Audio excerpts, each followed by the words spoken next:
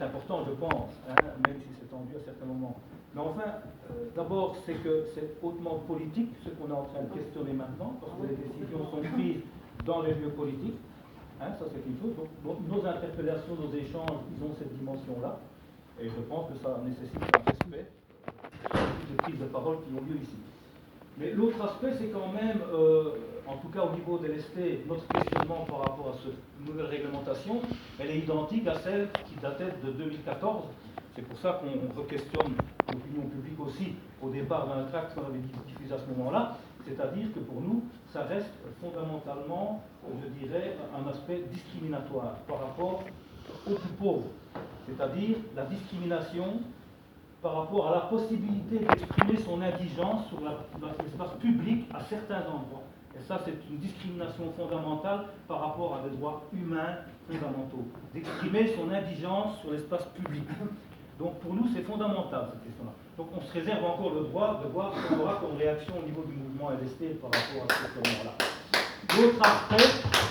L'autre aspect que je trouve aussi extrêmement positif, en plus de cette rencontre, c'est ce qui a été soulevé à un moment donné, puisque c'est une décision hautement politique. Effectivement, c'est d'abord dans cet endroit-là que ça doit se négocier. On parlait tout à l'heure, Conseil d'État, on sait bien, c'est les vacances pour tout le monde, les procédures sont, etc., etc. Mais il y a aussi le droit pour un conseil communal, M. Prévost soulignait tout à l'heure, de convoquer un conseil communal, finalement, qui peut prendre une décision dans l'urgence pour abroger éventuellement une réglementation qu'on trouverait injuste ou anormale. Voilà. Donc ça, c'est une possibilité. Et au niveau des partis politiques, je pense que chaque parti politique peut aussi avoir un droit de convocation pour une décision d'un conseil communal. Donc ça, c'est un autre aspect. Je renvoie le ballon là-bas parce que je trouvais cette réflexion très positive. La dynamique politique peut continuer à jouer, certainement. L'autre aspect aussi que je voulais souligner, c'est finalement, ça avait été souligné aussi par Ludovic et par d'autres, je pense, la dame qui était là tout à l'heure, c'est qu'effectivement, dire ben, on aura une tolérance, c'est l'ouverture à l'arbitraire dans un état de droit. Et je questionne, moi, ça. C'est-à-dire qu'il y aura les bons pauvres et les pas bons pauvres, il y aura une tolérance par rapport à certains, mais par rapport à qui et au nom de quoi.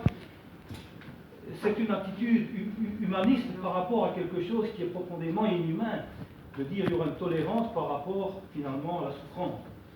Et donc, cette question-là nous paraît aussi importante, même si ça fait preuve d'une certaine ouverture, pour nous, c'est une certaine ouverture par rapport à une répression. Mais donc, on continue à questionner aussi cet aspect-là.